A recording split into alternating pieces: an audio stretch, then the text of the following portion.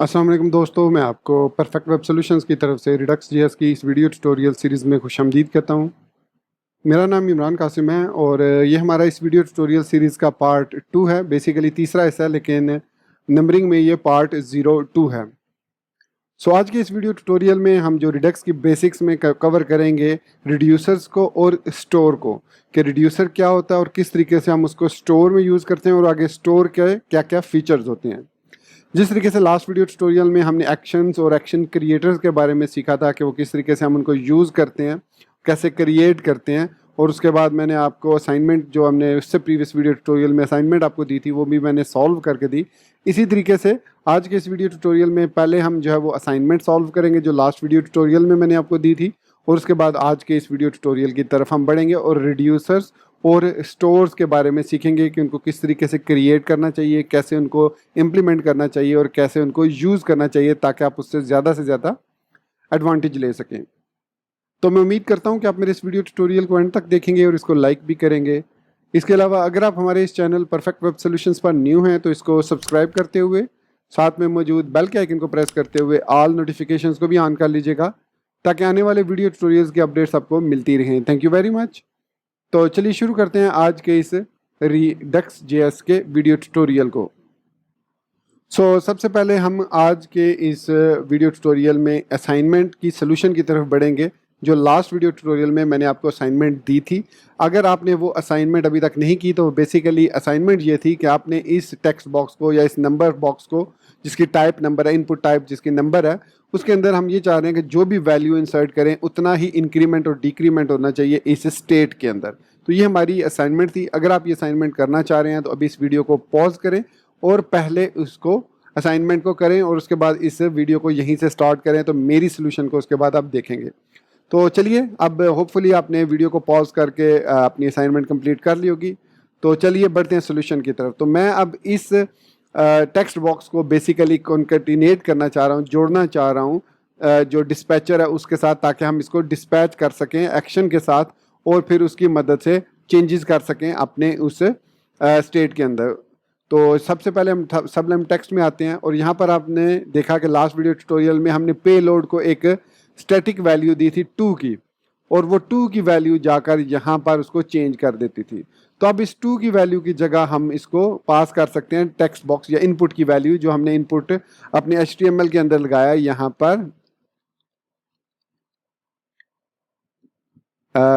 पर ये जो इनपुट टाइप नंबर लगाया और इसको आईडी नम दी है, इसको अब हम इसकी वैल्यू को गेट करके हम पास करेंगे पे लोड को। तो कैसे करना है उसको, वापस app.js में आते हैं और यहाँ पर चाहे तो आप यहाँ पर भी इसकी वैल्यू को फेच कर सकते हैं और ऊपर भी यहाँ जहाँ पर हमने फंक्शन क्रिएट किए हैं ये वाले इंक्रीमेंट और डिक्रीमेंट के, यहाँ पर भी कर सकते हैं।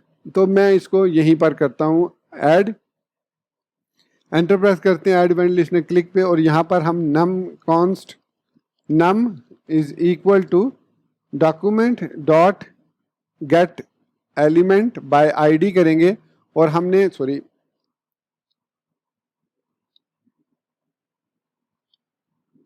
उसकी आईडी रखी थी नम, उसकी नम की हम डॉट वैल्यू जो है वो गेट कर लेंगे। डॉट वैल्यू, उसके बाद नॉट नोड वैल्यू, हम सिंपल वैल्यू गेट करेंगे। ओके, उसके बाद यहाँ पर हम पास करेंगे इसकी वैल्यू को। अब चूंकि जब भी हम किसी भी इनपुट एलिमेंट से कोई वैल्यू लेते हैं तो वैसा स्ट्रिंग फॉर्मेट में आती है, और स्ट्रिंग फॉर्मेट को जब हम प्लस करते हैं तो वो प्लस होने की बजाय कॉन्केटिनेट होता है।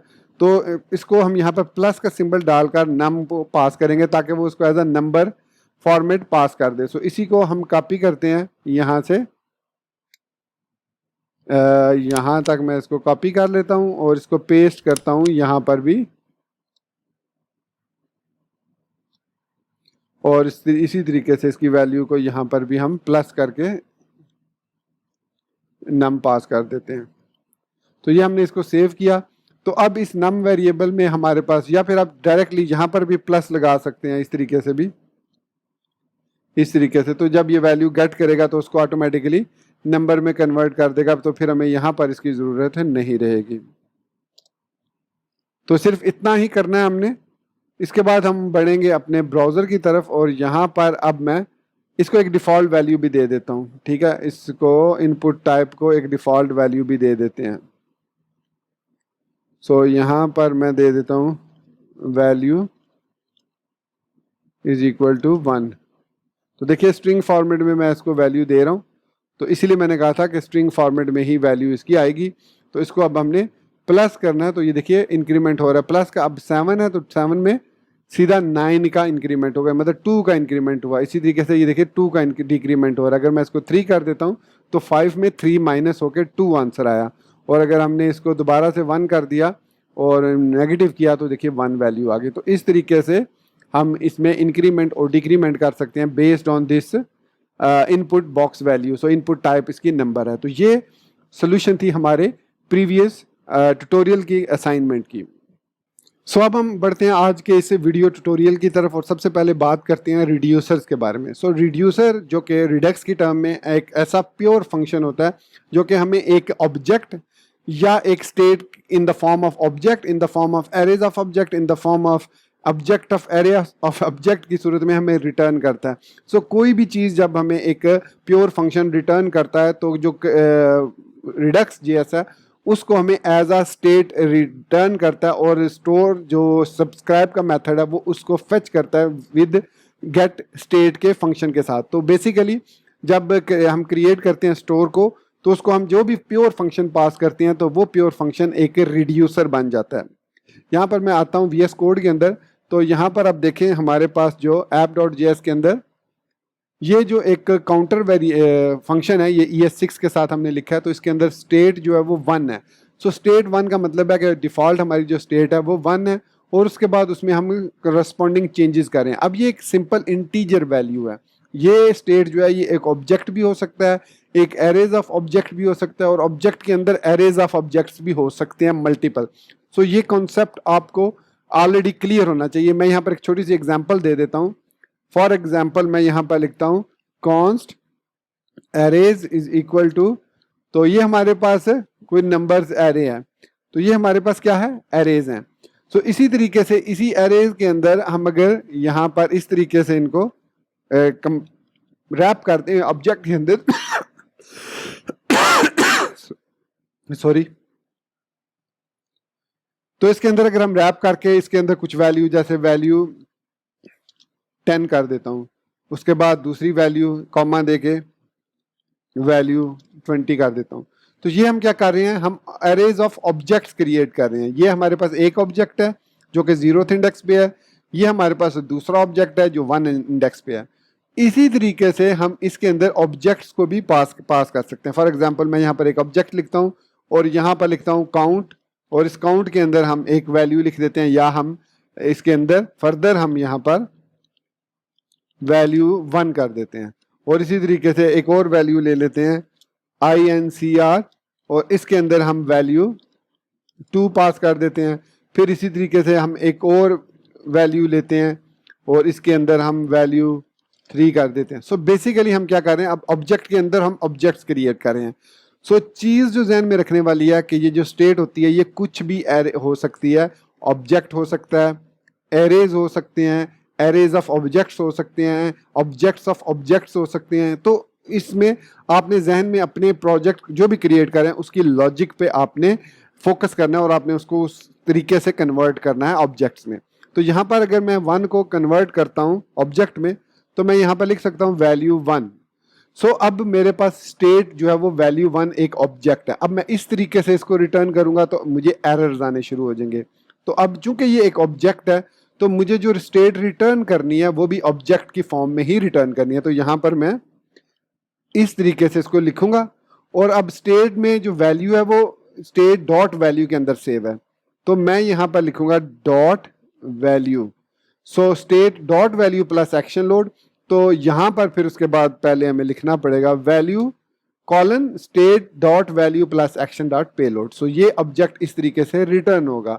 इसी तरीके से हम इसको यहाँ से माइनस भी करेंगे। सो यहाँ पर तो ये आपका रिड्यूसर है जिसमें आप प्योर अपने जो जावास्क्रिप्ट के फंक्शंस हैं वो लिखते हैं। तो स्टेट डॉट वैल्यू लिखेंगे और यहाँ पर वैल्यू को इस तरीके से पास करेंगे, और यहाँ पर भी अब हम इसको ऑब्जेक्ट की सूरत में पास करेंगे, और रिटर्न में यहाँ पर भी हम स्टेट रिटर्न कर देंगे। तो हमारे पास स्टेट ही आएगी। अब इस तरीके से ये जब हमने सॉल्व कर लिया तो अब जो स्टोर है हमारे पास, अब ये तो हो गया फंक्शन हमारे पास reducer, reducer for counter app. तो ये हमारे पास एक रिड्यूसर है। रिड्यूसर किस लिए है? क्योंकि हमने इसको क्रिएट स्टोर पे कॉल किया। अब ये क्रिएट स्टोर बेसिकली रिडक्स का बिल्ट इन फंक्शन है। इसको कॉल करके जब हम प्योर फंक्शन काउंटर इसको पास करते हैं तो वो इसको एक रिड्यूसर में कन्वर्ट कर देता है। So Redux store for counter app. तो ये हमारे पास है,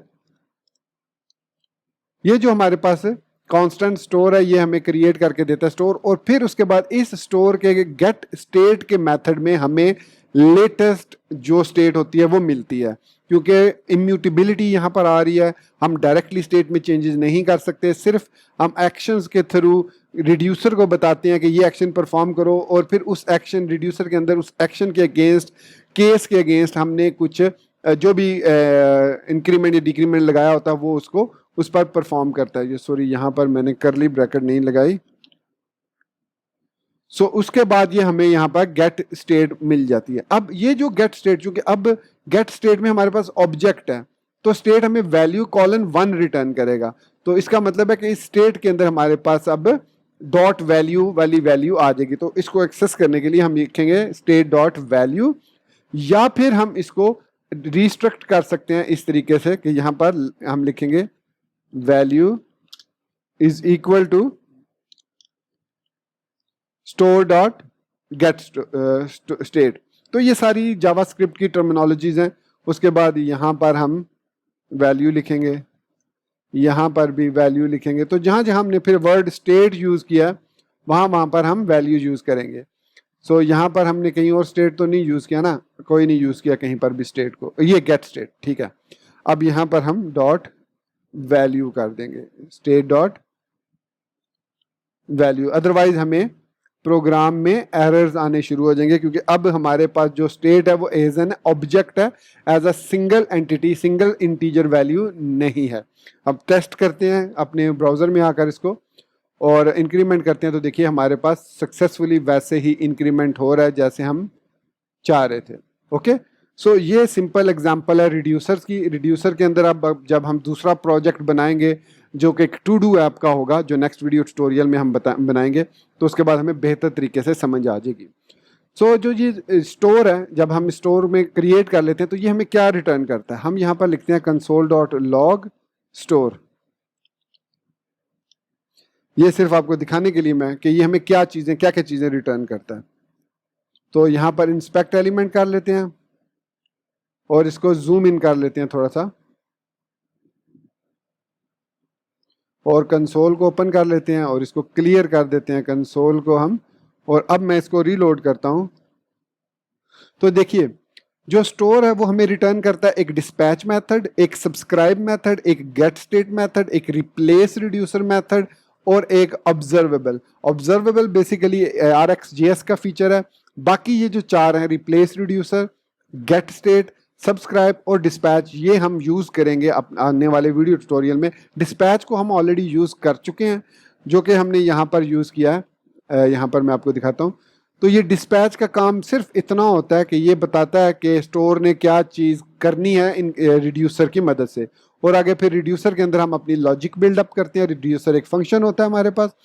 उसके बाद गेट स्टेट की मदद से हम करंट जो है वो स्टेट गेट कर लेते हैं। और रिप्लेस रिड्यूसर का फंक्शन ये होता है कि सर्टन एनवायरनमेंट, अगर आप एक सर्टन सपोज आप एक सर्टन एक्शन परफॉर्म कर रहे हैं तो उसके अगेंस्ट आप कोई दूसरा रिड्यूसर अगर यूज़ करना चाह रहे हैं और करंटली जो एक्टिव रिड्यूसर है उसको ख़त्म करके दूसरा रिड्यूसर यूज़ करना चाह रहे हैं, तो आप उसको रिप्लेस कर सकते हैं रिड्यूसर को। और दूसरी चीज़ जो ध्यान में रखें कि हर रिड्यूसर जो होता है, हर फंक्शन जो होता है जो हम एज अ रिड्यूसर यूज़ करते हैं, उसकी अपनी स्टेट मैनेजमेंट होती है। जब हम बनाएंगे शॉपिंग कार्ट ऐप तो कार्ट को हम अलग से एक रिड्यूसर में बनाएंगे, उसको प्रोडक्ट्स को अलग से रिड्यूसर में बनाएंगे, तो इनको हम फिर कंबाइन भी कर सकते हैं। लेकिन द थिंग इज, जो चीज़ ध्यान में रखने वाली ये है वो कि हम हर जो रिड्यूसर होता है उसकी अपनी स्टेट होती है, जिसको वो अपने तरीके से या हमारी लॉजिक की मदद से हम उसको चेंज करते हैं। हम एक ही स्टेट भी बना सकते हैं, एक ही शॉप के नाम से, या एक शॉप के नाम से स्टोर बना सकते हैं और उस शॉप के अंदर हम प्रोडक्ट्स भी बना सकते हैं, कार्ट भी बना सकते हैं, चेकआउट भी बना सकते हैं। सारे फीचर हम उसके अंदर सिंपल एक रिड्यूसर के अंदर भी ऐड कर सकते हैं। लेकिन चूंकि हमारे पास ऑप्शन मौजूद है कि हम मल्टीपल रिड्यूसर्स को यूज़ कर सकते हैं स्टोर के अंदर, तो हम उस चीज़ का एडवांटेज लेते हैं। अब वो कैसे करते हैं मल्टीपल रिड्यूसर्स को और कैसे उनको कंबाइन करते हैं, वो आने वाले नेक्स्ट वीडियो ट्यूटोरियल में हम देखेंगे कि जब हम टू डू ऐप और काउंटर ऐप को इकट्ठा बनाएंगे, एक ही हम यूज़ करेंगे स्टोर को, लेकिन दो डिफरेंट रिड्यूसर्स को हम कंबाइन करेंगे एक ही स्टोर के साथ, और फिर उनकी वैल्यूज़ को हम मैनिपुलेट करेंगे थ्रू एक्शंस, और देखेंगे कि एक्शंस में हमें कोई ऐसी खास चीज़ लिखनी नहीं पड़ रही, लेकिन हमें एक्चुअली रिजल्ट जो है वो दोनों रिड्यूसर्स का सेपरेट सेपरेट मिल रहा है और सेपरेट सेपरेट उनकी स्टेट भी मैनेज हो रही है। तो दोस्तों ये था हमारा आज का रिडक्स जेएस का वीडियो ट्यूटोरियल, और आज के इस वीडियो ट्यूटोरियल की असाइनमेंट कोई नहीं है, क्योंकि इसमें सच कोई ऐसा चीज़ मैंने छोड़ी नहीं कि जो कि हम एज एन असाइनमेंट कर सकें। लेकिन आने वाले वीडियो ट्यूटोरियल में जहाँ पर ज़रूरत पड़ेगी मैं आपको असाइनमेंट भी दूंगा। सो नेक्स्ट वीडियो ट्यूटोरियल में हम बात करेंगे how to combine multiple reducers and use them in store. वो कैसे करते हैं। अभी आज के इस वीडियो ट्यूटोरियल में हमने रिड्यूसर को, और उसके बाद स्टोर को, और उसके बाद हमने डिस्पैच को देखा, डिस्पैच, और ये सिंपल चीज़ें हैं, इसमें ऐसी कोई कॉम्प्लिकेटेड चीज़ नहीं है। स्टोर हमें 4-5 फंक्शंस रिटर्न करता है, जैसे हम गेट स्टेट कर सकते हैं, डिस्पैच कर सकते हैं, रिप्लेस रिड्यूसर कर सकते हैं, और करंट स्टेट पर सब्सक्राइब कर सकते हैं, ताकि जैसे स्टेट चेंज हो ऑटोमेटिकली वो जो सब्सक्राइब के अंदर जो भी हमने फीचर फंक्शन लिखा वो ऑटोमेटिकली एग्जीक्यूट हो जाए। सो इसी बात के साथ मैं आपसे इजाज़त चाहूँगा। मिलते हैं नेक्स्ट वीडियो ट्यूटोरियल में। टिल देन चैनल को सब्सक्राइब करना, वीडियो को लाइक और शेयर करना, बेल आइकन दबाना और ऑल नोटिफिकेशंस को ऑन करना बिल्कुल मत भूलिएगा। So guys, thank you very much for watching this video tutorial. Take care, good bye and अल्लाह हाफिज़।